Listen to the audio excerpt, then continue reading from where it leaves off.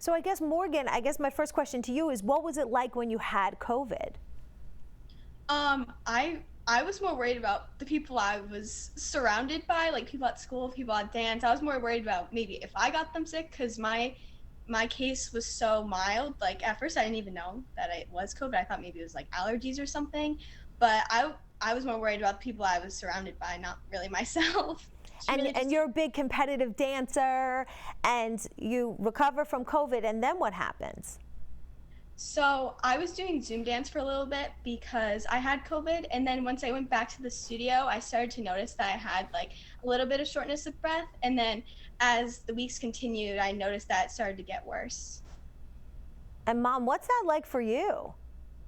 It was really scary. At first I just thought, well, maybe she just needs time to recover. We know this is a nasty virus. We know that you just don't immediately recover.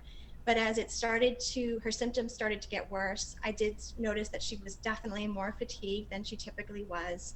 Um, and it just struck me one day just how significant her shortness of breath was, how she just felt, her legs felt like they couldn't hold her up. We took her in immediately to the pediatrician at that point. And then what was that conversation like, and what happened?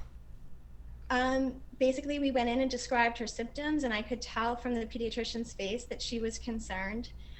She sent us immediately for an EKG that afternoon and told Morgan until further notice she was no longer safe to dance or exercise until we had some answers. So it was shocking, and it was scary, really scary.